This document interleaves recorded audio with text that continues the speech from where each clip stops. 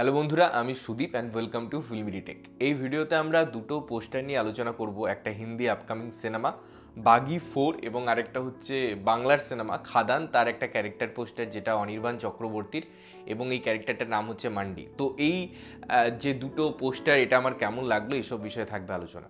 দেখুন, প্রথমে যদি আমাকে বাগি 4 নিয়ে কথা বলতে হয় এবং সেখানে আমরা যদি টাইগার শ্রফের যে ক্যারেক্টার, তার পজিশনিং নিয়ে আমি যদি কথা বলি, এক হাতে একটা কুঠার, এক হাতে মদের বোতল এবং মুখে বিড়ি, এই তিনটে এলিমেন্টকে পুট করা হয়েছে ক্যারেক্টারের সাথে। এবং রক্তাক্ত একটা পরিবেশ, ওই যে একটা কোমোডের মধ্যে বসে থাকা, আমি যদি মিরর দেখি সেটা ভেঙে গেছে, চারিদিকে বাথরুমে রক্ত পড়ে আছে, এবং এরকম পোস্টার আমরা অনেক ক্ষেত্রে দেখি। এই ব্রুটালিটিটা অনেক জায়গায় শোকেস করা হয় এবং সিনেমাটা যে একটা এরকম ধারার কথা বলবে, এরকম ঘরানার কথা বলবে, সেটা সম্পর্কে আমাদের আভাস দেওয়া হয়।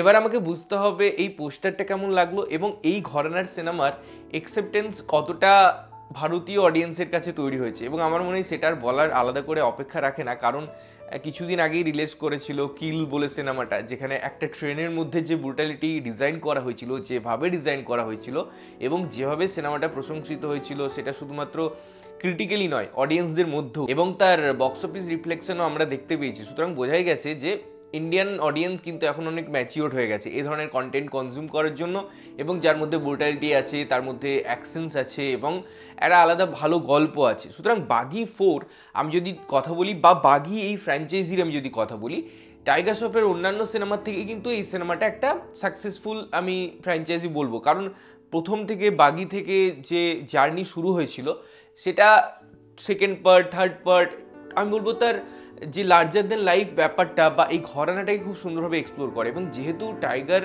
খুব ভালো অ্যাকশন করে এবং সেই ব্যাপারটা আছেই, অস্বীকার করার কোনো জায়গা নেই। তার সঙ্গে যে ডান্স আইটেম যদি পুট করা হয়, ভালো ডান্সও করে সে। তার অভিনয় নিয়ে অনেক সময় ক্রিটিসাইজ হয়েছে এবং সেটা সত্যি, সেটা ব্রাশ আপ করার দরকার আছে এবং আস্তে আস্তে আই থিঙ্ক হচ্ছেও। তো যদি ভালো গল্প হয় বাগি 4 এবং সেখানে যদি ডিরেক্টর ভালোভাবে ইউটিলাইজ করতে পারে টাইগার শ্রফকে এবং আদার্স যে ফ্যাক্টরগুলো থাকে একটা সিনেমা মেকিংয়ের ক্ষেত্রে, এরকম একটা লার্জ স্কেলে বলিউডের সিনেমা তৈরির ক্ষেত্রে, সেসব জিনিসগুলো যদি ঠিক পায় সেই পয়েন্টগুলো, তাহলে পরে আমার মনে হয় বাগি 4 একটা এক্সপেকটেশন তৈরি করবে। এবার এই পার্টিকুলার পোস্টারটা কিন্তু আমার খুব ভালো লেগেছে, খুব ইন্টারেস্টিং লেগেছে, বিকজ একদম ইন অ্যান্ড আউট ব্রুটালিটি আছে, পজিশনিং, ক্যারেক্টার পজিশনিং, তার মধ্যে 4 যে লেখাটা আছে, যে ওয়ালকে ব্রেক করে করা হয়েছে, তার মধ্যে অন্যান্য যে এলিমেন্টগুলো পুট করা হয়েছে, সেটা অবশ্যই পোস্টারটাকে খুব সুন্দরভাবে কমপ্লিমেন্ট করছে। এবং এই ধরনের পোস্টার, এই ধরনের ব্রুটালিটি, এই ধরনের আবহ এবং সিনেমাটার সাবজেক্ট, তার থিম এবং তার জনার খুব সুন্দরভাবে আই থিঙ্ক আমাদের সামনে তুলে ধরতে সক্ষম হচ্ছে। টাইগার শ্রফকে ভালো লাগছে দেখতে সেই জায়গায়। তো আমি এগারলি ওয়েট করছি সিনেমাটার জন্য, তার অন্যান্য এলিমেন্টের জন্য, এবং ফাইনালি আউটপুটটা কী হয় সিনেমাটা, তার জন্য। তো তোমাদের কেমন লেগেছে পোস্টারটা জানিও। এবারে যদি আমি এই খাদান সিনেমাটা নিয়ে কথা বলি, যেখানে অনির্বাণ চক্রবর্তীর লুক প্রেজেন্ট করা হয়েছে। দেখুন, অনির্বাণ চক্রবর্তীকে নিয়ে অনেক সময় আমরা বলি একটা স্টেরিও টাইপ, তাকে কাস্টিং করা হয়, তার মধ্যে এক্সপেরিমেন্ট করা হয় না। বাট আমার মনে হয়েছে খাদানের এই লুকটা দেখে যে যথেষ্ট এক্সপেরিমেন্ট করা হয়েছে অনির্বাণ চক্রবর্তীকে, যেটা একটা দারুণ বিষয়। আমি একটা সিরিজ দেখেছিলাম, কোন প্ল্যাটফর্মে আমার এক্স্যাক্টলি এখন মনে পড়ছে না, যেখানে অনির্বাণ চক্রবর্তীকে একটা চুল পরানো হয়েছিল, অর্থাৎ মাথা ভর্তি তার চুল ছিল।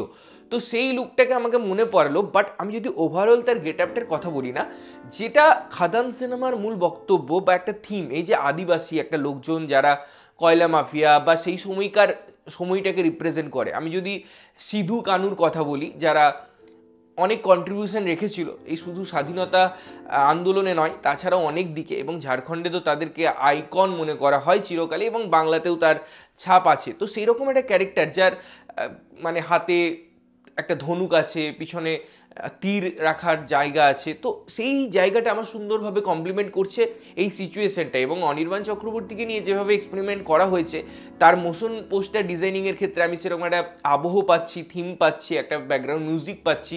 তো ওভারঅল না খুব সুন্দরভাবে ব্লেন্ড হয় এই মোশন পিকচারটাই, ক্যারেক্টারটা আসা, তার ওভারঅল যে থিমটাকে রিপ্রেজেন্ট করা এবং খাদানের উপর হাইপ ক্রিয়েট করা।